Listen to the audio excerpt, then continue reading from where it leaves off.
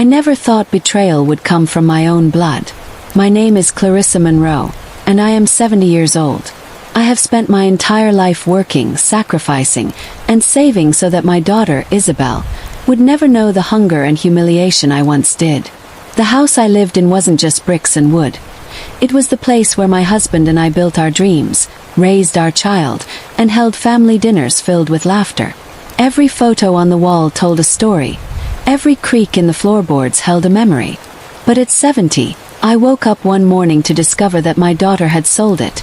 All of it, without even looking me in the eyes. She said it was just a house. Just a house. Well, it was my life, my soul, my last tether to everything I had worked for. And she threw it away. The way it happened still feels like a nightmare I can't wake up from. Isabel came to visit one Sunday afternoon. Her lips painted crimson and her nails sharp as claws. She was surrounded by her clique of wealthy friends who giggled and sipped on champagne in my living room as if it already belonged to them. I remember standing there, confused, holding a tray of sweet tea like some kind of maid. Then in front of them, Isabel smirked and said, "Oh, I sold this place last week. The papers are signed." My knees buckled and I nearly dropped the tray. My own daughter had stripped me of the only thing keeping me grounded. I felt the walls closing in, the air disappearing, as her friends clapped like it was all some twisted performance. My home was gone, and I had no idea where I would lay my head. The pain hit me harder than any storm. You see, Isabel wasn't just my daughter. She was my only family left. My husband, Thomas, had passed away 10 years ago, leaving me with the bittersweet gift of our home and the pension we had fought to secure. That house was where I cried myself to sleep after his funeral, where I whispered good night to his memory every evening. Isabel had been my pride, the reason I worked 2 jobs when she was young, the reason I sacrificed vacations, clothes, and my own health. To think that the very child I raised with trembling hands could toss my life away for approval from her so-called friends. It shattered something deep inside me that can never be mended. But anger replaced sorrow quickly. I wanted to scream, to shake her until she understood the gravity of what she had done. Instead, I stood frozen, watching as she toasted with her friends to her new chapter. She didn't even glance at me. It was as if I had been erased. Just another relic she could discard. That night, I sat on the porch steps long after they left, staring at the for sale sign that mocked me from the yard. The ink was dry, the deed gone. Isabel had done the unthinkable, and there was nothing left for me to cling to, except the rage that simmered in my chest like fire waiting to erupt. I had nowhere to go. At least, that's what Isabel believed. She told me to find a small apartment, something age-appropriate. Her words dripped with disdain, as though I were an inconvenience to her glittering lifestyle. That night, I packed a suitcase with trembling hands. Every dress I folded smelled faintly of lavender and history. Every photograph I touched was a reminder of a life being ripped from me. As I zipped the bag shut, tears burned my cheeks, but underneath them was a steel resolve. She thought she had cornered me, made me powerless. What Isabel didn't know was that I had secrets. Secrets I had kept even from her. And those secrets were about to change everything. The first night away from my house was unbearable. I rented a small, dusty motel room on the outskirts of town. The kind of place with flickering neon lights and the scent of cigarette smoke soaked into the curtains. Lying on the stiff mattress, I stared at the cracked ceiling and replayed Isabel's smug expression over and over. My chest tightened with betrayal, but there was something else underneath it. Strategy. I had spent 70 years surviving in a world that often tried to chew me up and spit me out. I wasn't going to let my daughter, my own flesh and blood, be the final storm that destroyed me. Not when I still had cards to play. Cards she didn't even know existed. That night, in that cheap motel, I made a vow. Isabel had taken my home, but she hadn't taken me. And I was going to make her regret every choice. I knew Isabel's weakness. Appearances. She craved admiration, validation, and the shallow approval of the people she surrounded herself with. Everything she did, from the clothes she wore to the wine she bragged about, was about making herself look untouchable. But I knew the truth. I knew the insecure little girl who cried herself to sleep when she didn't get picked for cheerleading, the young woman who borrowed money she never repaid, the one who thought wealth equaled love. And I had the power to expose her for who she really was. Still, I couldn't strike too soon. Revenge, I reminded myself, is best served like a slow burn. And Isabel had no idea that the very street she thought she had conquered was already mine in ways she couldn't fathom. The irony of it all would have been laughable if it weren't so tragic. You see, long before Isabel was born, Thomas and I invested in properties up and down that very street. Quietly, steadily, while others spent their money on luxuries, we acquired deeds and built quiet power. Isabel had no idea that when she sold my house, she was selling one piece of a much larger puzzle. A puzzle that I held the key to. She thought she had outsmarted me, humiliated me. But in reality, she had just stepped onto a chessboard where I was the queen, and she was still learning how the pawns moved. And when the time was right, I was going to show her exactly who she was playing against. That night, I opened the old lockbox I kept hidden beneath the motel bed. Inside were the documents, neatly folded and preserved. Deeds, investments, bank accounts. Proof of ownership that stretched far beyond what Isabel could imagine. My hands shook as I held them, not from fear, but from the thrill of knowing the power they carried. Isabel believed she had stripped me bare, reduced me to nothing. She had no idea that I had been planning for storms like this my whole life. My late husband used to tell me, "Clarissa, never show all your cards until the table is quiet." And now, in the silence of my exile, I knew it was time to start the game. As I closed the box and tucked it back under the bed, I whispered into the dark, "You may have sold my house, Isabel, but you don't know the half of it." My chest ached, torn between love for the daughter I once held in my arms and fury at the woman she had become. Family is supposed to protect you, not destroy you. And as much as it broke my heart to admit it, Isabel had chosen her side. So I would choose mine. And when she finally realized what I truly owned, what power I held, it would be too late for her to undo the damage. My revenge had already begun. If you've made it this far into my story, thank you for listening. I know it isn't easy to hear about betrayal and heartbreak, but sometimes sharing the truth is the only way to heal. If you want to hear how I turned my daughter's betrayal into the most powerful move of my life, make sure you like this video, share it with someone who believes in second chances, and subscribe so you don't miss what comes next. Trust me, this is only the beginning, and what comes after will leave you speechless. Raising Isabel was never easy, though I never wanted to admit it out loud. From the very beginning, she was different from the other children in our neighborhood. While others clung to their mothers, Isabel demanded more. More attention, more gifts, more praise. I brushed it off at first, convincing myself she was just spirited, a child with a strong will like her father. I thought her stubbornness would grow into determination, her desire for more into ambition. But as she grew older, I noticed something unsettling. Nothing was ever enough for Isabel. The moment she got one toy, she wanted another. When she won a prize at school, she boasted until her friends turned away. I wanted to guide her, to soften her edges, but every time I tried, she pushed back harder, as though kindness was something she could never quite understand. I remember one Christmas when she was 10 years old. Thomas and I had saved all year to buy her a beautiful red bicycle with a white basket and a silver bell. We wrapped it with care, imagining the look on her face when she saw it. And yes, she squealed and clapped when she first laid eyes on it. But within a week, her joy soured. "Ashley's bike is bigger," she complained, pouting in the living room. "Why didn't you get me that one?" I was crushed. That bike had cost us more than we could afford, and we had skipped buying new coats that winter just to make her smile.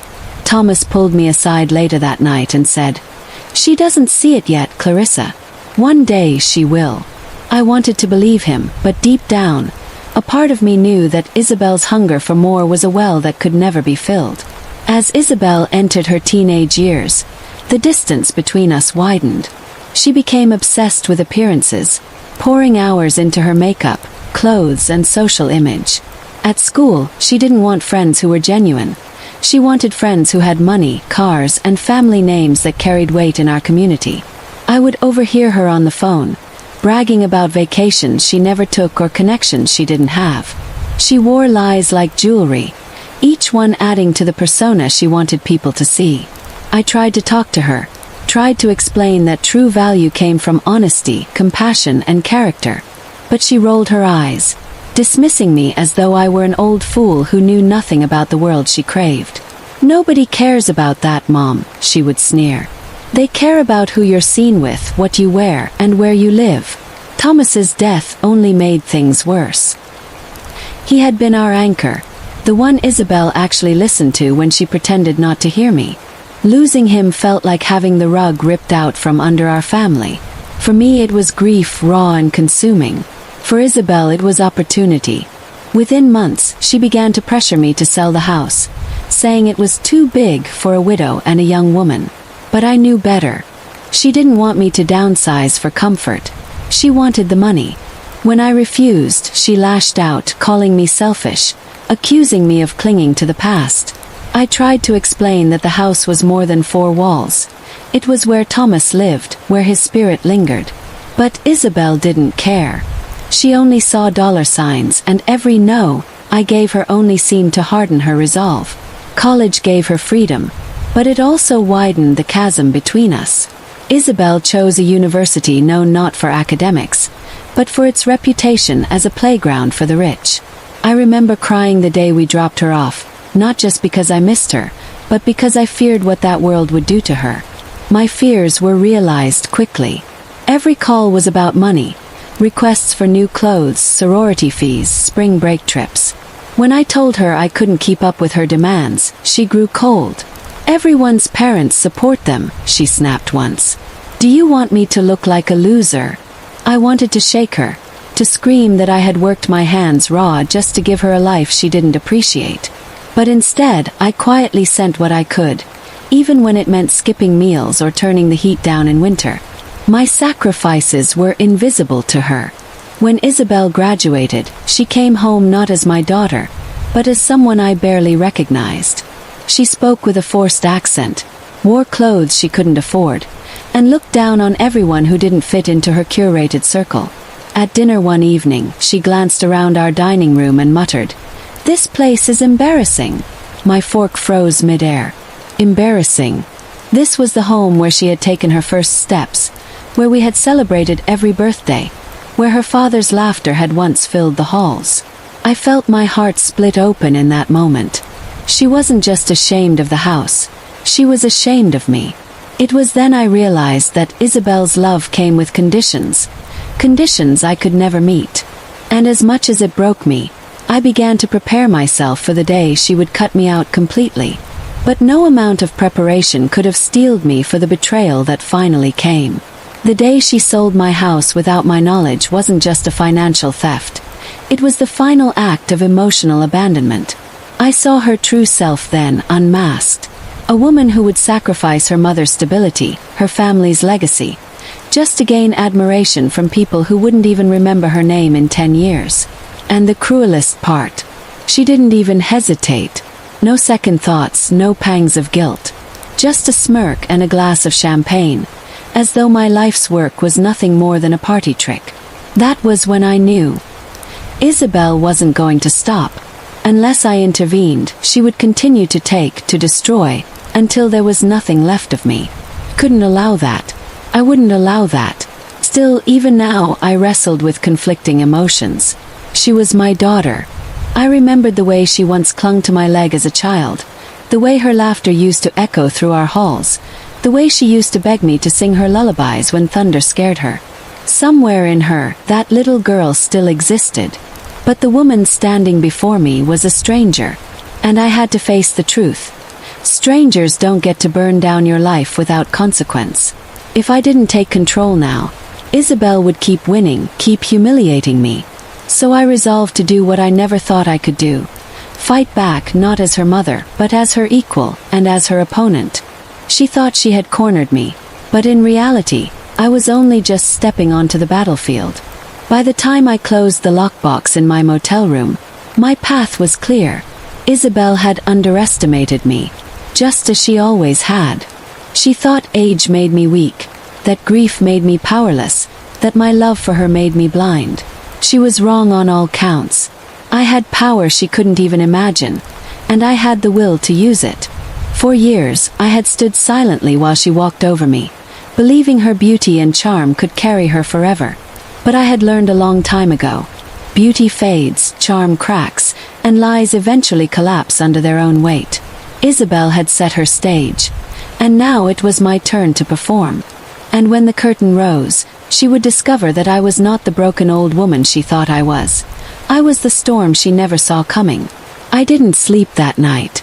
The motel room was cold, the sheets rough against my skin, but it wasn't discomfort that kept me awake. It was rage. I lay in the dark, staring at the ceiling, listening to the hum of the old air conditioner.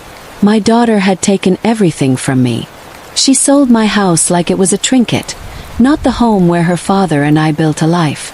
And yet, despite my anger, I felt a strange calmness stirring in my chest. For the first time in years, I wasn't helpless. I still had resources Isabel didn't know about. Investments Thomas and I had made quietly, back when she was just a child. She thought I was cornered, stripped of everything.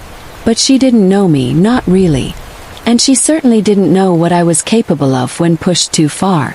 The first call I made was to Harold, Thomas's old lawyer and one of the last men I trusted in this world. Harold had been with us for decades, drafting our wills, handling our investments, and protecting us when Thomas's business ventures were attacked. He was retired now, living in a small coastal town in Maine, but his voice on the phone carried the same sharpness it always had. "Clarissa," he said, "I knew this day might come." His words shocked me. He had seen Isabel's greed long before I was willing to admit it.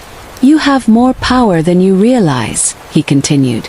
"Thomas set aside property in your name, an entire block of homes he quietly bought years ago. He never wanted Isabel to know. He wanted you protected." My throat tightened. My husband had prepared for this betrayal, even from the grave. Isabel thought she had won, but in truth, she had already lost. The next step was research. If Isabel was willing to sell my house, she wasn't stopping there. I knew her well enough to understand her hunger. She would flaunt her victory, expand her schemes, and use her new status to climb higher into the social circles she idolized. I needed to know who she was associating with, where she was spending her money, and how she was presenting herself. That's when I called Rachel, a former neighbor and now a real estate agent in town. Rachel had always been observant, her ear tuned to the gossip of our community. "Clarissa," she whispered, "your daughter's been parading around, telling people she's the new owner of your home. She hosted a cocktail party there last night. Can you believe that?" My stomach churned. Isabel hadn't even waited. She turned my living room into a stage for her vanity. But Rachel wasn't done. "She's trying to sell your antiques too. Word is, she doesn't want old furniture cramping her style." Hearing that broke something inside me. Those antiques weren't just furniture, they were memories. The oak dining table where Thomas and I hosted Christmas dinners, the mahogany desk where I wrote letters to him while he traveled, the grandfather clock that had stood in our hallway for 3 generations. To Isabel, they were junk to be tossed aside. To me, they were treasures, fragments of a life worth remembering. But if she thought she could erase my history, she was wrong. "Rachel," I said firmly, "I need every detail about what Isabel is doing, who she talks to, what she's planning. Everything." Rachel agreed, promising to call me the moment she learned more. And just like that, I began weaving a net around my daughter, collecting strands of information that would later tighten around her like a noose. She wouldn't even see it coming. Meanwhile, I started visiting the properties Thomas had left me. There were 6 houses, all on the same street, each rented to families who had no idea I was their landlady. Walking down that block, I felt a surge of pride.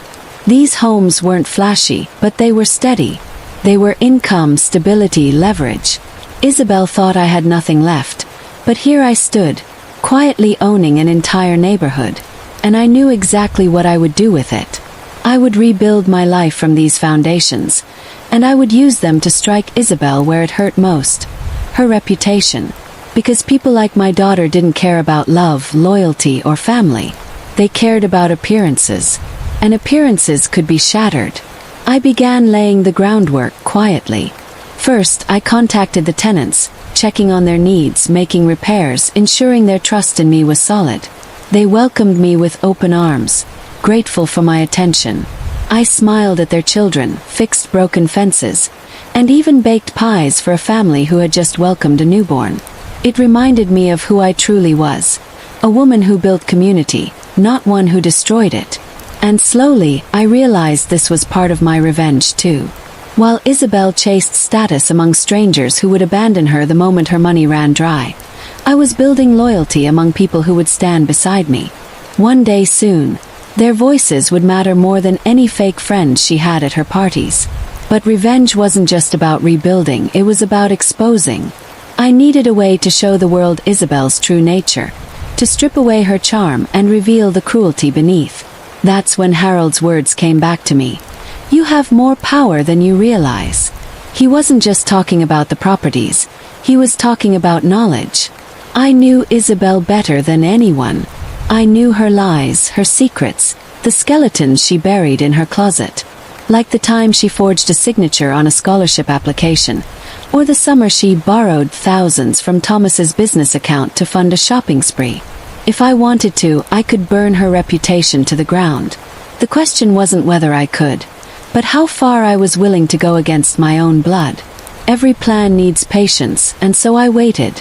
I spent days gathering information, nights mapping strategies in my motel notebook. I sketched timelines, wrote lists of Isabel's allies and weaknesses, and underlined one word again and again. Control. She thought she controlled me by taking my house, but true control was silent, invisible, waiting until the right moment to strike. I wouldn't lash out impulsively. No, I would let her bask in her false glory. Let her believe she had one.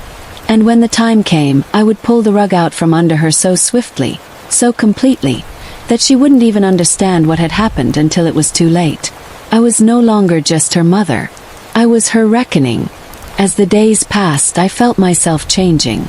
The grief that once paralyzed me was hardening into resolve. The fear that had silenced me for years was dissolving. And for the first time in decades, I felt alive. Isabel had taken my house, yes, but in doing so, she had awakened something she couldn't control. A part of me that refused to be broken. And though I still loved her in some twisted, painful way, I knew that love alone couldn't save her. She had made her choices.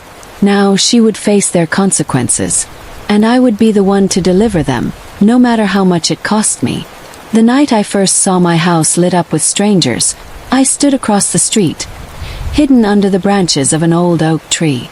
Music spilled out of the windows, laughter echoed across the yard, and cars lined the street in neat rows. Expensive cars, the kind Isabel adored. My living room, once a sacred space filled with family photos and quiet evenings, was now glowing with chandeliers and crowded with people who didn't even know its history.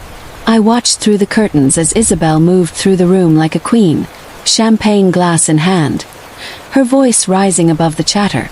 She had turned my home into a stage, and she was the star. My fists tightened around the cane I carried. To the world, she looked untouchable, radiant. But only I knew the truth. Every jewel she wore, every smile she faked, was borrowed power, built on stolen ground.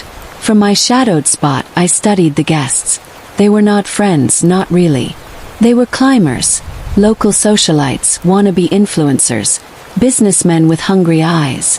They circled Isabel like moths to a flame, drawn to her show of wealth. I could see it in their gestures, the way they leaned too close, laughed too loudly, pretended to adore her. But admiration rooted in greed is fragile, and I knew it wouldn't take much to shatter the illusion. Isabel thought this crowd adored her, but I saw only opportunists waiting for the moment she slipped. My lips curved into a bitter smile. If she wanted to live in a world of appearances, then appearances would be the very weapon I'd use against her. All I had to do was wait for her to trip over her own vanity, and I would be there to make sure the fall was permanent. I returned to the motel that night with an idea brewing in my mind. My daughter thrived on image, on being admired and envied. So what if I pulled back the curtain on her carefully crafted facade? I opened my notebook and began to write. A list of every lie Isabel had told, every corner she had cut, every debt she had hidden behind a smile. She owed money to credit card companies, had skipped out on payments for a luxury car, and had even begged Thomas to cover a failed investment years ago. These were things she thought buried, forgotten. But I knew the truth, and in the right hands, these truths could ruin her. Still, I wasn't ready to unleash them yet. Timing was everything, and the more she flaunted her false success, the sweeter the downfall would be. I would let her believe she was untouchable just a little longer. The next morning, I visited one of the houses Thomas had left me. A modest 2-story home with peeling white paint and a rose garden in desperate need of trimming. The tenant, a single mother named Janelle, welcomed me in with warmth I hadn't felt in months. Her children clung to her legs, shy but curious. "You're the landlady?" she asked, surprised. "We've never met you before." I nodded, smiling softly. I wanted to introduce myself, and to say thank you for keeping this place a home. Janelle's eyes softened, and I could feel her gratitude.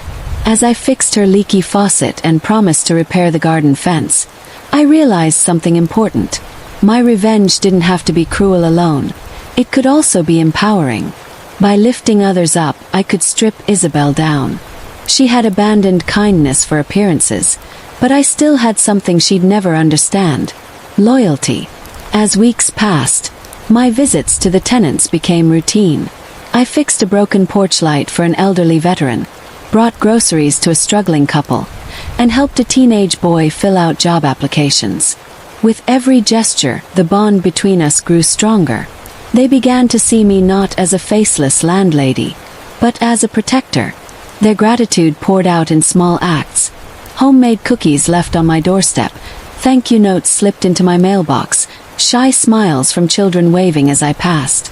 I didn't do it for the gifts, though. I did it because it reminded me of who I was before Isabel's betrayal consumed me. It reminded me that my power wasn't just in wealth or property, but in the lives I touched. Isabel's empire was built on shallow friendships. Mine would be built on roots, strong and unbreakable. And when the time came, those roots would hold me steady. But still, every time I drove past my old house, I felt my blood boil. Isabel had draped new curtains, painted over the walls, replaced the furniture with sleek, modern pieces that erased every trace of Thomas and me. She wanted to erase history, to pretend the past didn't exist. And yet, she could never escape it. Not while I was still alive. One evening, Rachel called me with an update that made my stomach tighten. "Clarissa, your daughter is planning to host a gala," she said. "She's telling everyone it will be the biggest event of the year. And she's using your house as the venue." Gala. Isabel was escalating, hungry for validation, desperate to prove her worth to people who barely cared. That would be her undoing, I realized. The bigger the spotlight, the harsher the shadows it cast. And I would make sure those shadows revealed her true face. I began preparing in secret. Harold guided me through legal documents, ensuring Isabel couldn't touch the properties Thomas had left me. Rachel gathered gossip, feeding me every whisper from the social circles Isabel was clawing into. And I waited, patiently, carefully. Each day I grew stronger, while Isabel grew reckless. She posted photos online of designer gowns she hadn't paid for, champagne bottles she couldn't afford, and vacations that were nothing more than staged day trips. The more she flaunted, the deeper the cracks in her foundation grew. I clipped each photo, saved each comment, and stored them away like ammunition. And as I pieced the puzzle together, I saw it clearly. Isabel wasn't building an empire. She was building a house of cards. All it would take was one breath, one well-placed push, and it would collapse around her. The night of the gala arrived faster than I expected. Rachel managed to slip me an invitation, and though Isabel would never want me there, I knew I had to see it with my own eyes. I dressed simply, in a dark dress that didn't draw attention, and slipped into the crowd unnoticed. The house looked unrecognizable. transformed into a glittering ballroom with chandeliers, champagne fountains, and a red carpet rolled across the lawn. Isabel stood at the center of it all, radiant in a gown that shimmered under the lights. Guests swarmed around her, cameras flashing, voices praising. To anyone watching, she looked unstoppable. But I watched her closely, and I saw what others missed. The flicker of insecurity in her eyes, the way her laughter came a second too late, the nervous tapping of her fingers against the glass. She was holding it together, but barely, and I would be the one to break her. I slipped out before the night ended, unseen. Back in the quiet of my motel room, I laid out everything I had gathered. Photographs, documents, whispered rumors, proof of debts and lies. The storm was ready. All it needed was my hand to release it. I stared at the pile, my heart heavy but resolute. Isabel had taken my house, my memories, my peace. But she could not take my strength. And as she danced beneath chandeliers and smiled for cameras, she had no idea the reckoning was already upon her. My lips curled into a smile as I whispered into the empty room. "Enjoy the spotlight, Isabel. Soon it will burn you." When the sun rose the morning after the gala, I sat at the small wooden desk in my motel room, papers spread before me like cards in a game of chance. Except this wasn't chance, it was strategy. Every detail of Isabel's life was now mapped in front of me. Her unpaid debts, her phony investments, the people she had tricked into thinking she was untouchable. The gala had confirmed what I already knew. Isabel was a glass tower, tall and glittering but ready to shatter at the slightest blow. My fingers traced over an overdue invoice, the numbers blaring red like a warning. She was living on credit, living on lies. My pulse quickened with the knowledge that, for the first time in months, I was no longer powerless. I had everything I needed to begin. Isabel had stolen my home, but I was about to take back something far greater. Control. The first step in dismantling her facade wasn't loud or public. It was quiet, deliberate. I drove across town to a small cafe, the kind of place where whispers were currency. Rachel slid into the booth across from me, her eyes sharp with anticipation. "You're ready," she said, not as a question but as a statement. I nodded, pushing a folder toward her. Inside were documents showing Isabel's maxed-out credit cards and defaulted payments. "I need these circulated," I whispered. "Not all at once. Just enough to spark curiosity." Rachel smirked, her fingers grazing the edges of the folder. Whispers spread faster than shouts, Clarissa. By the time people question her wealth, she'll already be tangled in the rumors. I watched as she tucked the folder into her bag, a strange satisfaction humming through me. For years I had been silent. Now my words and secrets would echo louder than any of Isabel's performances. That afternoon, I visited Harold at his law office. His space was quiet, lined with leather books that smelled of age and wisdom. "It's time," I told him as he adjusted his glasses. "I want to secure my properties, make sure Isabel can't touch them, no matter what she tries." He leaned back, studying me. "You've changed, Clarissa. Few months ago you walked in here broken. Now you look like a woman with a plan." I smiled faintly, though my chest felt heavy. "Because I am." Together we signed papers, adjusted deeds, and locked away every asset Thomas had left me. As the ink dried, so did my fear. Even if Isabel tried to tighten her grip, she would find her hands empty. "You're playing a dangerous game," Harold warned gently. I looked him straight in the eye. "So is she. The difference is, I know the rules better than she thinks." In the following days, small ripples began to spread. A businessman Isabel had boasted about partnering with suddenly pulled out of their deal, citing concerns about financial stability. A boutique she had paraded as her sponsor denied ever lending her gowns, exposing her lies on social media. Each crack in her story widened the chasm beneath her feet. I didn't push too hard, not yet. Like a gardener pulling weeds, I wanted her downfall to feel natural, inevitable. Meanwhile, I continued strengthening ties with my tenants. I visited Janelle again, fixing her broken garden fence, and she thanked me with tears in her eyes. "You're the only landlord who cares," she whispered. Those words stayed with me. Isabel chased admiration from strangers, while I was quietly building respect rooted in gratitude. And I knew, when the truth came crashing down, the difference would shine brighter than any chandelier at her gala. But Isabel wasn't blind. She began to sense the shift, even if she couldn't place its source. Rachel called me late one night, excitement bubbling in her voice. "She's panicking, Clarissa. She's been calling creditors, trying to cover her tracks. She even snapped at one of her so-called friends during brunch." I closed my eyes, picturing Isabel's composure cracking. She had spent her whole life crafting an image of control, but the truth had a way of clawing through. Still, I reminded myself not to rush. Revenge wasn't a sprint, it was a symphony, and every note had to be timed perfectly. I wanted Isabel to feel the walls closing in, to squirm and fight, before I delivered the final blow. She had taken joy in watching me crumble. Now, it was her turn to feel the slow, suffocating squeeze of inevitability. One evening, as I passed by my old home, I caught sight of Isabel pacing in the yard, phone pressed to her ear.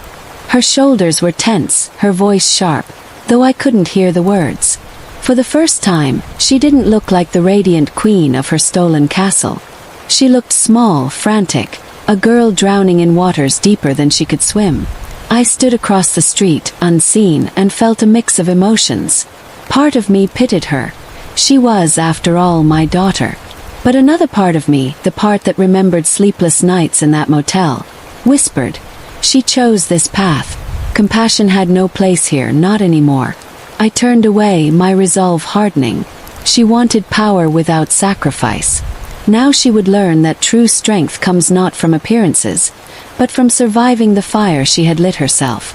Rachel's whispers soon became storms. Stories of Isabel's debts circulated at luncheons. Rumors of unpaid bills spread like wildfire online. Former friends distanced themselves, unwilling to sync with her.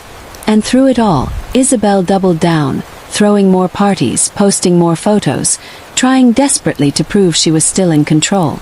But every show of power only made the cracks more obvious. One morning, Rachel texted me a photo of Isabel alone at a cafe.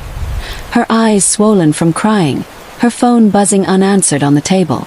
I studied the image for a long moment, feeling both vindicated and hollow. This was what I had wanted, to see her stripped of her illusions. But the victory wasn't complete yet. The world saw her faltering, but she still had my house, my memories.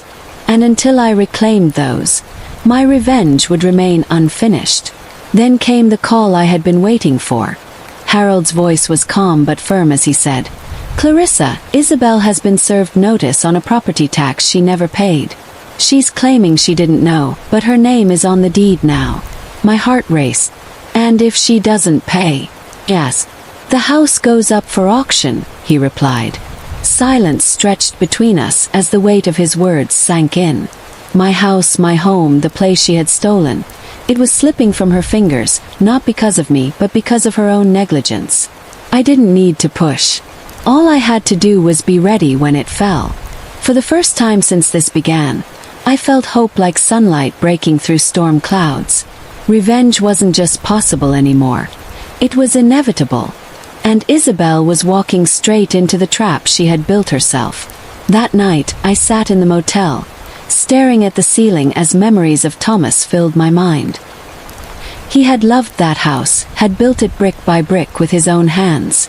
I remembered evenings by the fire, his laughter echoing through the hallways, the warmth that had made it home. Isabel thought she had stolen a prize, but she had only taken an empty shell. The real wealth was in the legacy, in the love and loyalty she had abandoned. I whispered into the silence, "Thomas, I promise you, I'll take back what's ours."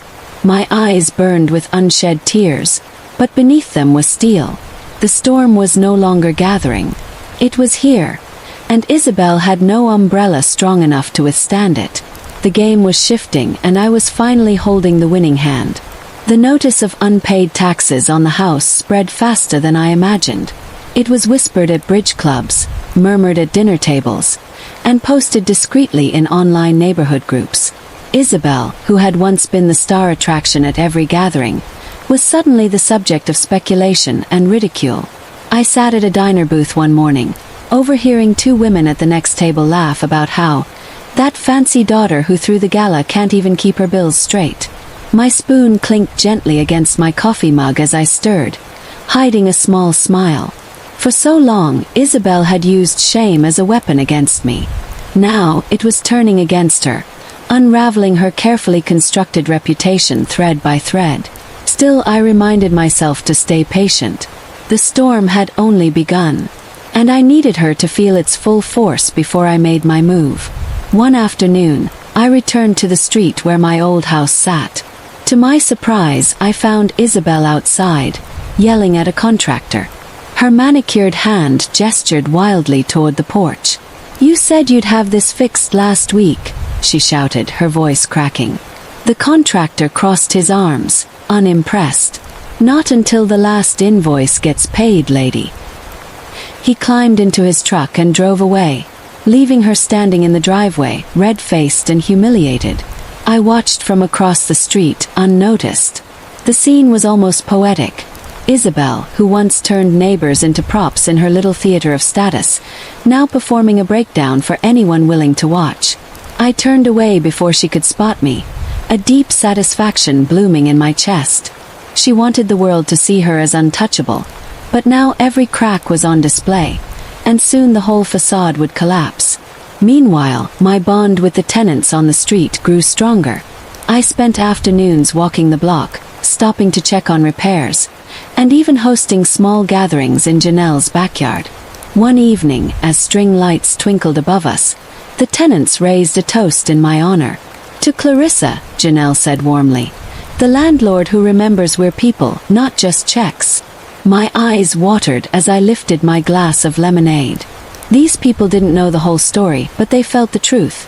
Isabel was a hollow queen, and I was the steady hand guiding the street. When the moment came to reveal who I truly was, the contrast would be undeniable. Isabel had traded love for applause. I had chosen the quieter path of respect, and it was proving to be the stronger currency. My daughter thought money alone could buy loyalty. She was about to learn that respect, once lost, is far more expensive to regain. Rachel remained my shadow, moving information like a skilled conductor guiding an orchestra. "The banks are circling," she reported one evening, sipping tea at my motel. "Her accounts are overdrawn. She's been selling jewelry under the table to cover costs." I closed my eyes, letting the words sink in. "And the house?" "Yes," Rachel smirked. "She hasn't paid the tax bill yet. The clock is ticking." I gripped the edge of the table, my heart pounding. It was happening. Piece by piece, Isabel's empire of lies was crumbling, and all I had to do was watch. But beneath the satisfaction lurked sorrow. She was still my child, no matter what she had done. A part of me wanted to reach out, to stop her from drowning. Yet another part whispered, "She chose this path when she sold the roof over your head for applause." My compassion could not save her now. Then came the day of Isabel's party, her desperate attempt to silence the rumors. Invitations had been sent, boasting of new investments and exclusive partnerships. Rachel and I attended in disguise, blending into the crowd of skeptical faces. The atmosphere was strained, the laughter forced. Isabel glided through the room in a glittering dress, her smile stretched thin. But whispers rippled through the guests like wildfire. "Didn't she default on that loan? I heard she's drowning in debt." The tension snapped when a creditor stormed in, waving unpaid bills. "You owe me thousands," he barked in front of everyone. Gasps filled the air as Isabel's face drained of color. The scene was chaos. Guests leaving, creditors shouting, Isabel trembling at the center. I slipped out unnoticed, my heart thundering. She had tried to bury her cracks with glitter, but the truth had erupted in full display. The queen had been stripped bare. After the disaster, Rachel called me, her voice vibrating with glee. "She's finished, Clarissa. Everyone saw it. No one will lend her money again." She's isolated. I sat on the motel bed, gripping the phone tightly. No, I whispered. Not yet. She still has my house. Rachel hesitated. But with the tax bill, I cut her off. It's not enough to watch her fall. I want her to look me in the eye when it happens. Silence lingered before Rachel finally replied. Then we wait. That night, I stared at the ceiling, torn between satisfaction and emptiness. Isabel's life was unraveling, yes, but she still held on to the one thing that symbolized my humiliation. The final act hadn't arrived. I needed her to feel the weight of the betrayal, the loss of not just her illusions, but the very foundation she had stolen. And when that moment came, I would be there. As weeks passed, Isabel grew more desperate. I saw her on the street one evening, her once lavish gowns replaced by plain dresses. Her hair, once perfectly styled, was tied back in a messy knot. She moved quickly, avoiding eye contact with neighbors who no longer admired her. I followed at a distance, my chest tight with conflicting emotions. I remembered the little girl who once begged me to braid her hair before school, who cried when she scraped her knees, who clung to me during thunderstorms. That girl was long gone, replaced by a woman consumed by greed. Still, seeing her stripped of her shine pierced me in ways I hadn't expected. But pity had no place here. She hadn't hesitated when she threw me out of my own home. She hadn't thought twice about selling the place Thomas and I built together. No, pity was a luxury she hadn't earned. One late night, Harold phoned with news. Clarissa, the auction date has been set. Unless Isabel pays the debt, the house will be up for sale next month. My heart leapt into my throat. And she doesn't have the money, I whispered. Not a chance, he confirmed. I sat in silence, tears welling in my eyes. It was happening. The house that had been taken from me was slipping back into reach. But this wasn't just about a property. It was about dignity, about reclaiming the life Isabel had tried to erase. I pressed the phone to my ear, my voice trembling. Thank you, Harold. Keep me updated. When I hung up, I sat in the dark, whispering a quiet promise to Thomas's memory. We're coming home. For the first time in years, hope didn't just flicker, it burned. And I knew Isabel's day of reckoning was approaching faster than she could imagine. Rachel and I began preparing for the reveal. When the auction happens, you'll need to show who really owns the street, she said, excitement in her eyes. The shock will destroy what little pride she has left. I nodded, though my chest ached. It has to be public, I whispered. She needs to feel it the way she made me feel that night she locked me out. Rachel leaned forward, her voice firm. And she will. Trust me. The thought both thrilled and terrified me. This was more than revenge. It was justice. But justice came with scars. And I wondered what would remain between Isabel and me when the dust settled. Still, my path was clear. She had chosen her pride over her family. Now she would lose both. And when the truth exploded, there would be no going back. The curtain was rising on the final act of her downfall. The morning after, I stood outside my old house once more. Isabel was on the porch, her head in her hands, her shoulders shaking. For the first time, she looked truly broken. No performance, no mask. Just a woman watching her empire collapse around her. I should have felt pity, but instead I felt resolve. This wasn't the end. Not yet. The real blow was still coming, and when it landed, Isabel would have no stage, no audience, no applause. Only silence. I whispered into the wind. It's almost over. And deep inside I knew. This story wasn't just about loss or betrayal. It was about survival, about showing the world that even the most fragile-seeming heart can outlast the cruelest storm. The house was nearly mine again, but the final act would not just reclaim bricks and mortar. It would reclaim my voice. And Isabel would be forced to listen. The day of the auction dawned heavy with clouds, as if the sky itself mirrored the tension building in my chest. I woke early, hands trembling slightly as I buttoned my best jacket, one Thomas had always loved on me.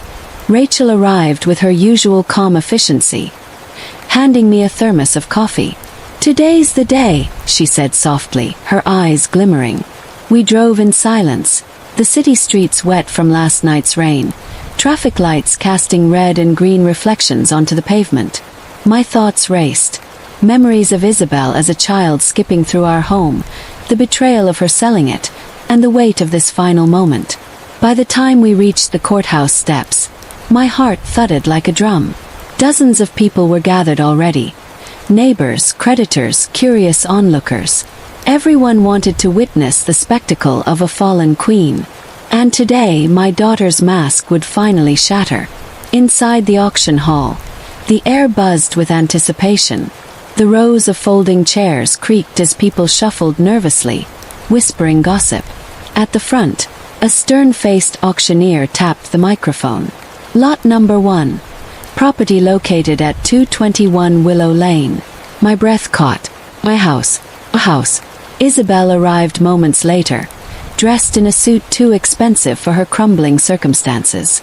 Her hair was slicked back, her smile painted on like armor. But her eyes betrayed her. Darting, restless, desperate. She scanned the crowd and froze when she spotted me in the back row. For a split second, her face faltered. Then she straightened, glaring at me as though her contempt alone could drive me away. I met her gaze calmly, folding my hands in my lap. The silence between us spoke volumes. She thought this was her battlefield, her performance. But today I was no longer an audience member. Today I was the storm. The bidding began low. Numbers tossed casually like pebbles into a pond. 200,000, someone called. 250, another replied.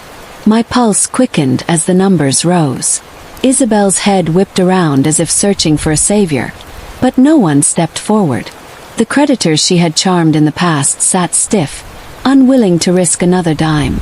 Rachel leaned toward me, whispering, "Remember, wait until the right moment." I nodded, gripping the paddle in my lap. The auctioneer's voice rang louder. 300,000. Do I hear 320? The bid slowed. Isabel's shoulders stiffened, her knuckles white against her chair. Her pride was unraveling with each pause in the bidding. At last, the auctioneer sighed. Final call at 320,000. Silence stretched, thick and suffocating. That was my cue. I raised my paddle high, my voice clear and strong. 500,000. Gasps erupted. All eyes turned to me. The room fell silent, except for the pounding of my own heartbeat. The auctioneer's eyebrows shot up. 500,000 going once. Isabel leapt to her feet, her voice trembling. "That's my home," she shouted, hysteria lacing her words. The crowd murmured, watching the spectacle unfold. The auctioneer cleared his throat. "Ma'am, unless you intend to outbid, please take your seat." Isabel spun around, her eyes wild, searching the crowd for anyone willing to help her. No one moved. The creditors avoided her gaze, their loyalty long dissolved. I sat tall, my face calm, though inside I was trembling with a strange mixture of sorrow and triumph. This wasn't just a purchase. This was reclamation. Isabel's knees buckled, and she dropped into her chair, burying her face in her hands. The gavel slammed down with a sharp crack. Sold. To bidder number 23. My number. Name. My house. Mine again. The crowd erupted into murmurs, some sympathetic, others gleeful at the drama. I stood slowly, walking forward as whispers followed me like shadows. Isabel didn't look up until I passed her row. Her eyes locked onto mine, tears brimming, her face pale as porcelain. "Mother," she croaked, her voice raw. "You can't, you wouldn't." I paused, standing over her.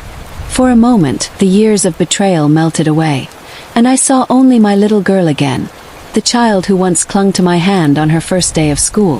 But the memory was fleeting, replaced by the cold truth of her choices. "You sold it, Isabel," I whispered firmly. "All I did was take back what was mine." Her lips quivered, but no words came. I turned and walked toward the front, signing the paperwork with steady hands. The house was mine again, and the chapter she tried to write without me had ended. When I stepped outside, The air smelled fresher, the storm clouds parting slightly to let in pale sunlight. Rachel clasped my hand, her smile triumphant. "You did it, Clarissa," she said. The crowd poured out behind us, buzzing with talk of the drama they had just witnessed. Some nodded at me respectfully, others gave knowing smiles. For the first time in years, I didn't feel invisible. I felt seen, respected, restored. Isabel lingered near the courthouse doors, slumped against the wall like a discarded doll. She looked smaller somehow, her grandeur stripped away. I almost walked toward her, but Rachel's gentle grip on my arm stopped me. "Not today," she whispered. She was right. Compassion could wait. Justice had to stand on its own for now. I lifted my chin, inhaling deeply. Today wasn't just about winning. It was about reclaiming my dignity, and no one, not even Isabel, could take that away again. That night, I walked through the street I secretly owned, the houses glowing warmly in the dark. Tenants waved as I passed, calling out greetings. "Congratulations, Miss Clarissa," one shouted. Janelle brought over a plate of cookies, her children running barefoot across the grass. I accepted the gift with a grateful smile, my heart swelling. These people didn't care about titles or galas. They valued kindness, reliability, and trust, qualities Isabel had discarded like scraps. As I looked around, I realized this wasn't just a victory over my daughter. It was a renewal of my purpose. Thomas and I had built a legacy of love and stability, and though Isabel had tried to erase it, I had revived it stronger than ever. I whispered a quiet thank you into the night sky, imagining Thomas smiling down at me. The house was mine, yes, but more importantly, so was the spirit of the street. Back in my motel room, I unfolded the deed, smoothing the crisp paper with trembling fingers. Tears blurred my vision as I read my name in bold print. Clarissa Hayes, the rightful owner. I pressed the paper to my chest, whispering, "We're home, Thomas." Yet beneath the joy, a hollow ache lingered. Isabel's downfall was now complete. But what of the bond between us? Could it ever be repaired? I thought of her face at the auction. Broken, humiliated, desperate. The mother in me ached to hold her, to wipe away her tears. But the woman in me knew she needed to feel the consequences of her choices. Without them, she would never change. I set the deed on the nightstand and closed my eyes, torn between victory and grief. The battle was won, but the war within my heart was far from over. Tomorrow would bring new questions, and I wasn't sure I was ready. Word of the auction spread quickly, reaching every corner of the town. At the grocery store, strangers congratulated me. At church, the pastor shook my hand, saying, "Justice has been served." But not everyone celebrated. Some pitied Isabel, calling her a poor soul who lost her way. I listened in silence, offering no defense or condemnation. People could interpret the story however they wanted. The truth was, only Isabel and I knew the full weight of what had happened. She had taken my trust, my home, my dignity, and I had taken it back, not through anger or violence, but through patience and perseverance. That was the real victory. As I walked out of church that Sunday, a voice behind me called my name. I turned, and there she was, Isabel. Her eyes were hollow, her frame thinner, her pride in tatters. "Mother," she whispered, "we need to talk." My heart froze. The parking lot felt unbearably still as Isabel stepped closer, her hands trembling. "I don't have anywhere left to go," she said, her voice breaking. I'm begging you." My chest tightened, the weight of decades pressing down on me. The crowd from church trickled past us, pretending not to eavesdrop, though their ears burned with curiosity. Isabel's desperation was palpable, her mask completely gone. I had dreamed of this moment, of her pride crumbling before me, but now that it was here, I felt no triumph, only heaviness. I studied her face, searching for sincerity, for some flicker of the daughter I once knew. But the question gnawed at me. Was this true repentance, or just another performance born of desperation? The answer would determine everything. I drew in a shaky breath, my voice low but steady. "Then tell me, Isabel, Why should I believe you now? The silence between us stretched, heavy and suffocating. Isabel's eyes were rimmed red. Her shoulders slumped as if she carried the weight of the world. I know I've hurt you, she whispered, her voice trembling. But I have nothing left, Mother. Nowhere to sleep, nowhere to turn. Please, I'm begging you. My heart twisted, torn between fury and compassion. How many times had she said something similar before, only to betray me again? My mind replayed the auction hall, her screams, her arrogance, her downfall. Yet here she was, stripped of her armor, clinging to the last shred of hope I represented. Churchgoers glanced back at us, their curiosity barely masked. I inhaled deeply, steadying myself. This wasn't just about shelter or money. This was about trust shattered and dignity lost. Words won't be enough this time, Isabel, I said firmly. If you want my help, I need the truth first. Her lips trembled, and for once, there was no immediate defense or excuse. Instead, she lowered her gaze to the pavement, her voice cracking. I thought I could handle it all. The parties, the image, the people who told me I was special. I thought if I looked powerful, I'd feel powerful. But it was never enough. Tears spilled freely now, staining her cheeks. Selling the house wasn't about the money, Mother. It was about showing them I wasn't just your daughter. I was someone on my own. My chest tightened, fury warring with sorrow. She had destroyed everything for validation, for shallow approval from people who now abandoned her. And did it work? I asked bitterly. Did they see you as powerful when you were homeless and desperate? She shook her head violently, her sobs loud enough for passing children to stare. No, she admitted. They laughed when I fell. The truth in her voice struck me harder than I expected. For years, Isabel had wrapped herself in pride, refusing to admit fault, blaming me for every shortcoming. Now, hearing her confess, even through tears, was like watching cracks form in a wall I thought impenetrable. I wanted to hold her, to brush her hair like I did when she was little. But the pain of betrayal burned too deep. You betrayed me, I said, my words cutting like glass. You took the home your father and I built, and you sold it to prove something to strangers. Do you know how that felt? Isabel lifted her head, her eyes swollen. I know, she whispered, and I hate myself for it. Every night I replay it in my head and I wish I could take it back. But I can't. All I can do is ask you. Please. Let me try again. Her plea hung in the air, raw and vulnerable. Around us, the parking lot emptied until only a few cars remained. Rachel lingered by mine, arms folded, watching carefully. I could feel her protective energy radiating, ready to intervene if I faltered. Isabel's hands shook as she reached for mine, but I stepped back, my instinct screaming caution. Trying again, I said slowly, isn't just moving into my home like nothing happened. Trust takes time, Isabel. Years maybe. And you'll have to prove it. She nodded quickly, desperate. I'll do anything. I'll work, I'll pay rent, Her voice broke. I'll even go to counseling. The word startled me. Never before had she admitted she needed help. My chest ached. This wasn't the defiant, untouchable Isabel I knew.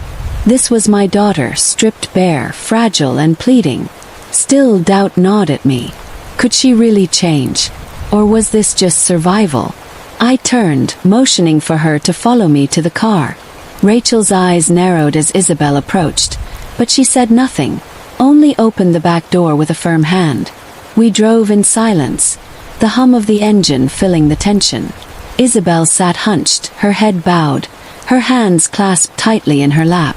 I stole glances in the rearview mirror, noting how her once flawless appearance now seemed worn, almost childlike. The mansion loomed in my mind, memories of laughter echoing in its halls, now marred by betrayal. When we pulled into the motel lot where I was still staying, Isabel looked up, confused. I thought, she began. You thought I'd take you straight back to the house, I finished coldly. No, Isabel. You'll stay here until I decide if you've earned my trust again. Her lips parted in shock, but she said nothing. For once, she simply obeyed. Rachel pulled me aside as Isabel carried her small bag inside the motel. "Are you sure about this?" she asked softly. "She's fragile, yes, but she's also dangerous when cornered. Don't let pity blind you." I sighed, staring at the cracked pavement. "I know. But she's still my daughter, Rachel. I can't just leave her on the street. Not like this." Rachel's gaze softened, though her jaw remained tense. "Then set boundaries," she warned. "Clear, unshakable ones. Or she'll walk all over you again." I nodded, already knowing she was right. Inside the room, Isabel sat quietly on the bed, her hands folded, eyes lowered. The silence was almost eerie, like a storm waiting to break. For the first time in years, I felt the power shift between us. No longer was she the daughter who dictated terms. This time, I was the one holding the pen to write the ending. That night, I barely slept. I sat in the chair by the window, watching rain streak down the glass, my thoughts a whirlwind. I thought of Thomas, of how he would have handled this. He was always softer than me, always believing in second chances. But even he had limits. My chest ached with longing for his voice, his wisdom. At one point, I glanced at Isabel curled on the bed, her breathing shallow. In that moment she looked so young, so fragile, it broke something in me. I whispered into the dark, "Thomas, tell me what to do." The answer never came, only the sound of rain and the occasional car passing by. My decision would have to wait until morning. All I knew was this: Isabel's presence under my roof, any roof, was not forgiveness. It was only the first test in a series she would have to pass. By sunrise, Isabel stirred, her hair tangled, her face pale. She looked at me with wide eyes, almost fearful. "You didn't sleep," she murmured. "Neither did you," I replied. She hesitated, then whispered, "Thank you for not giving up on me yet." Her words pierced me, fragile and sincere, and I found myself softening, if only slightly. I stood straightening my jacket. "We'll see, Isabel. Actions will speak louder than words." She nodded, a flicker of determination in her gaze I hadn't seen in years. As we stepped outside, the motel parking lot glistened with dew, the world fresh and new. I knew the road ahead would be treacherous, filled with temptation, relapse, and battles of will. But for the first time I felt a sliver of hope. Maybe, just maybe, this fall had broken her enough to rebuild. Or maybe it was just the calm before the next storm. The next morning felt heavier than most, as though the air itself carried tension.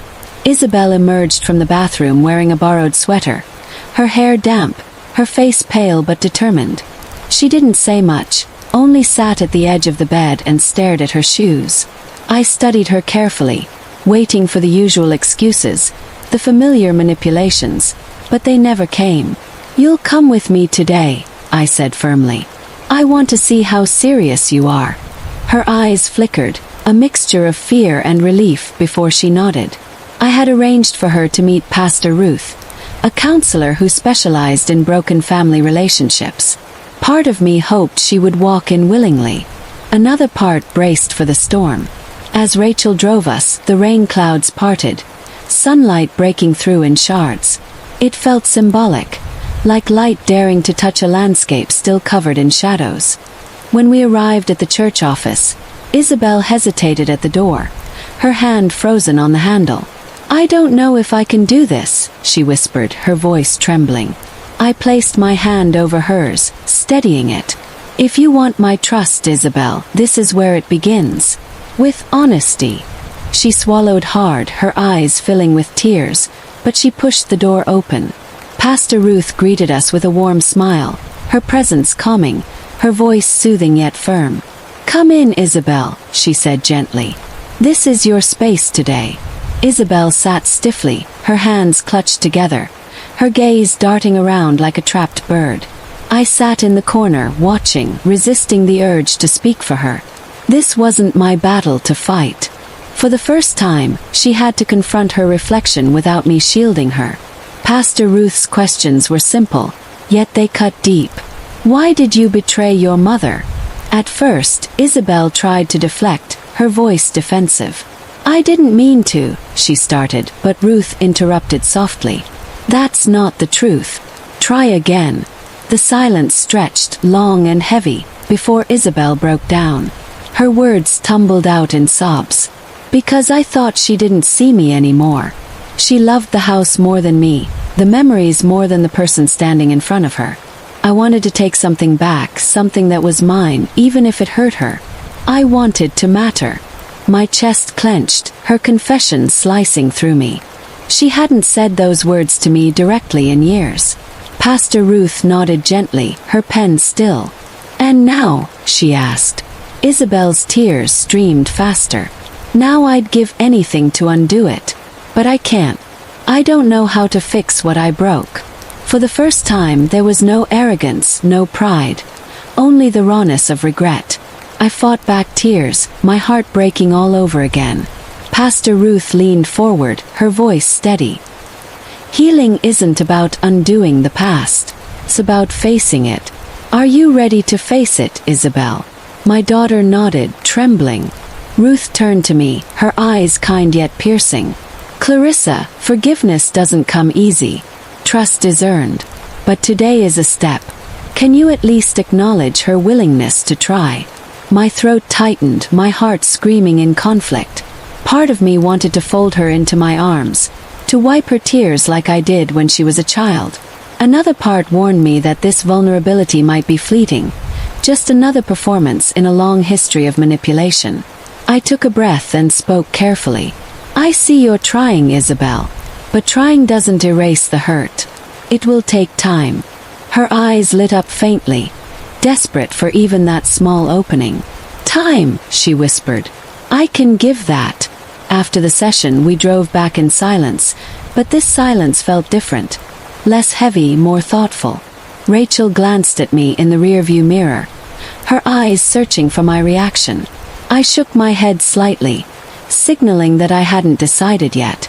Isabel stared out the window, watching the world rush by, lost in thought. When we returned to the motel, I handed her a notebook and a pen.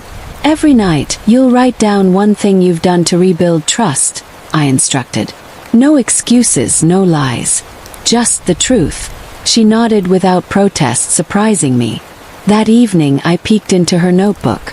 In shaky handwriting she had written, "Today I told the truth, even though it hurt." My heart softened slightly, though doubt still whispered in the back of my mind. Was this real, or just another carefully crafted act? Only time would tell if her sincerity was genuine. The next test came sooner than I expected. Rachel had arranged a small volunteer shift at a local food pantry, hoping Isabel could contribute rather than wallow. When I told her, Isabel's face paled. "Manual labor?" she asked, almost incredulous. "Yes," I replied firmly. "You'll help the community you've ignored for so long. Consider it part of your repayment." She swallowed but didn't argue. At the pantry, she stood awkwardly at first, fumbling with boxes, clearly out of her element. The staff eyed her skeptically, recognizing her from the neighborhood gossip. But slowly something shifted. An elderly woman thanked her for carrying a bag. A child smiled when she handed him bread. Isabel's stiff posture softened. By the end of the day, she was sweaty, tired, but strangely lighter. "I didn't think I could do it," she admitted, collapsing into the car seat. "But it felt good." I said nothing, only nodded. That night, her notebook entry read, "Today I served others instead of myself." It didn't erase my guilt, but it made me feel useful. I stared at the words for a long time, my heart torn in two directions. I wanted to believe her, to believe that these small steps meant something bigger. But scars ran deep, and my trust was not a door that could swing open so easily. As days passed, Isabel's efforts continued. She cooked simple meals, cleaned without complaint, and attended counseling with Pastor Ruth twice a week. Rachel remained cautious, watching her closely, reminding me not to let my guard down. Yet in quiet moments, I caught glimpses of the daughter I once knew. The girl who used to braid my hair, who used to curl beside me during thunderstorms, who used to whisper secrets she swore only I could hear. That girl seemed so far gone, yet faintly present. Still the cracks appeared. One evening I caught Isabel scrolling through her phone, messaging someone I didn't recognize. Her face flushed when I walked in, quickly locking the screen. "Who was that?" I asked sharply. "No one," she said too quickly, her old defensiveness slipping back. My chest tightened. The past threatened to repeat itself, and doubt surged through me. I demanded her phone, and after hesitation, she handed it over. The messages revealed a former friend, one of the very people who had cheered her downfall. They were coaxing her back into old habits, promises of parties, attention, validation. My fury boiled. "You promised me, Isabel," I snapped. "You swore you'd try." Her eyes widened, tears brimming. "I didn't go," she cried. I just wanted to feel like I belonged again." The excuses rang familiar, echoing the years of lies. My heart ached, unsure if this was progress or relapse. That night I sat awake again, torn in two. The motel walls felt smaller, the air suffocating. Rachel urged me to end it, to cut Isabel off before history repeated itself. "She'll drain you again, Clarissa," she warned. "Don't let guilt blind you." But my heart, stubborn as ever, whispered a different truth. Maybe relapse was part of healing. Maybe stumbles didn't erase the path forward. As dawn broke, I made my choice. Isabel wasn't ready for full forgiveness, but I wasn't ready to abandon her either. This was the tightrope I'd have to walk, balancing between love and self-preservation. Watching her sleep, I whispered into the stillness. "Don't make me regret this, Isabel. Please." And for the first time in years, I prayed not just for strength, but for my daughter's redemption. Whether it would come or not was the question that haunted me as the sun rose again. The day came when Isabel's trial by fire arrived, not in the form of a courtroom, but in an auction house buzzing with voices and flashing lights. One of the investors who had once circled my daughter like a vulture had resurfaced, this time attempting to buy back pieces of the street I owned. Rachel had discovered the scheme and rushed to me in a panic. Isabel overheard, her face draining of color. "It's him again," she whispered, trembling. "The man who encouraged me to sell everything. The man who laughed when I told him it was my mother's house." I watched her with careful eyes. Would she stand tall or crumble again? The auctioneer's voice echoed, prices climbing, greed filling the air. It was the perfect stage for truth to reveal itself. Isabel sat beside me, silent but shaking, as though the ghosts of her past were clawing their way out. I raised my paddle, calm and deliberate, as numbers soared. The room gasped when they saw me. Clarissa Monroe, the woman whose house had been stolen by her own daughter, now outbidding wealthy men with cold precision. Isabel glanced at me in shock, her lips parting. "You're buying it all back?" she asked, her voice faint. I didn't look at her, not yet. "No," I said firmly. "I'm protecting what's already mine. What you tried to throw away." My final bid silenced the room, the gavel struck, and just like that, the street was secured in my name again.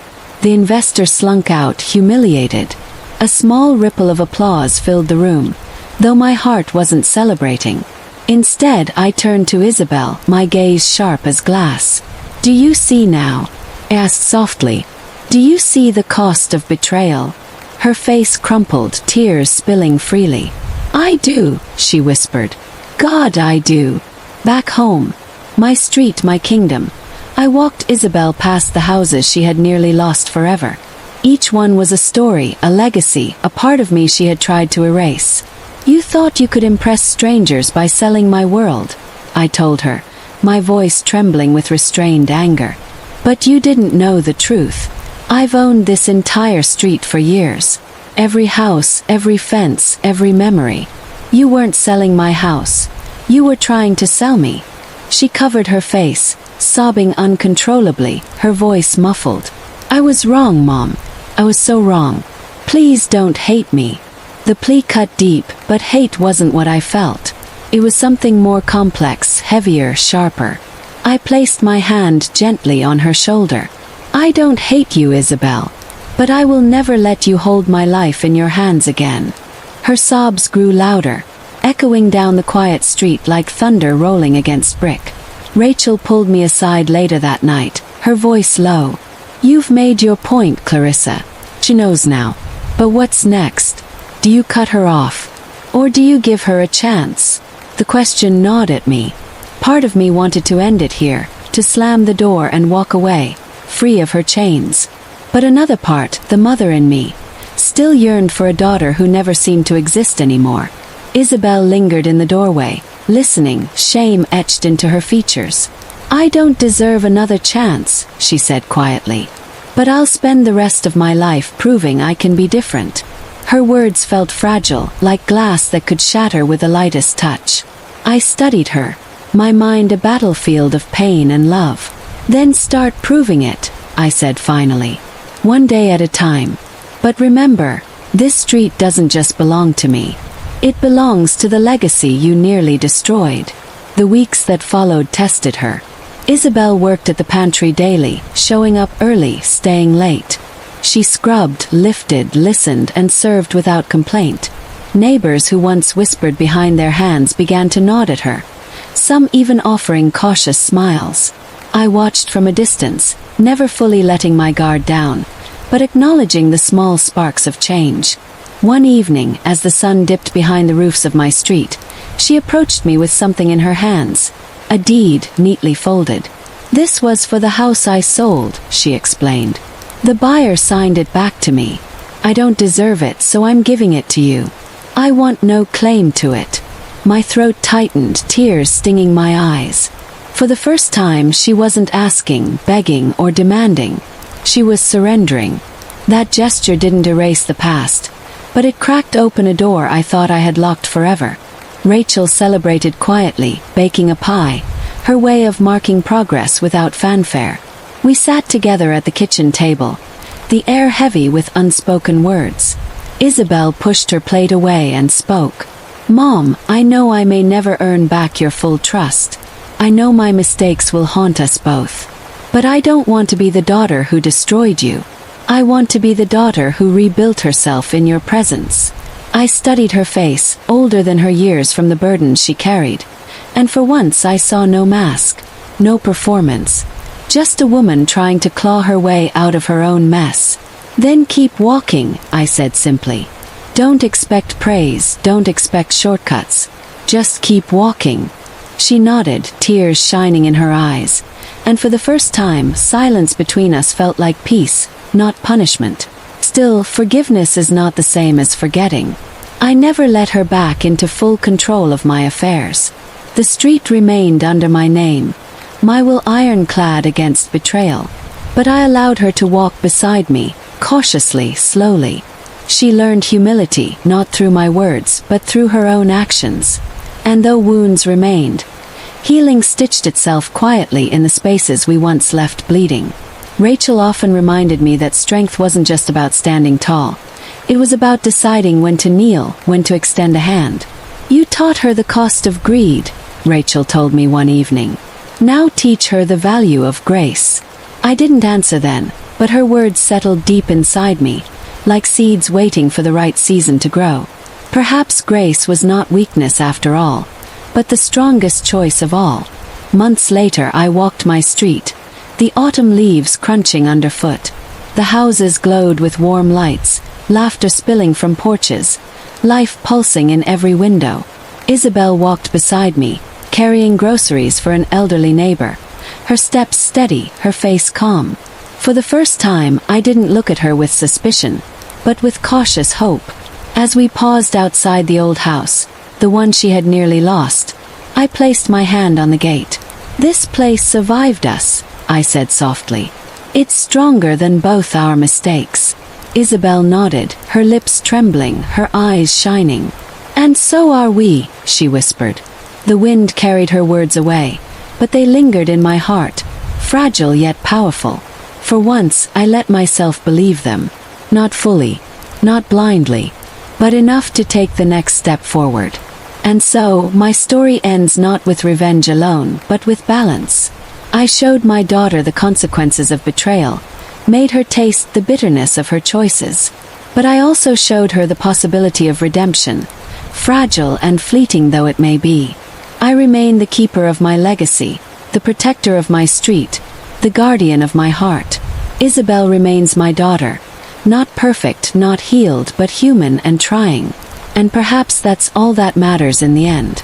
If you've followed me this far, don't forget to subscribe, because stories like mine remind us that family can break you, but it can also rebuild you, piece by piece. Stay with me because there are more stories yet to tell. Until then, remember this. Sometimes the sweetest revenge isn't destruction. It's watching someone fight to become better in your shadow.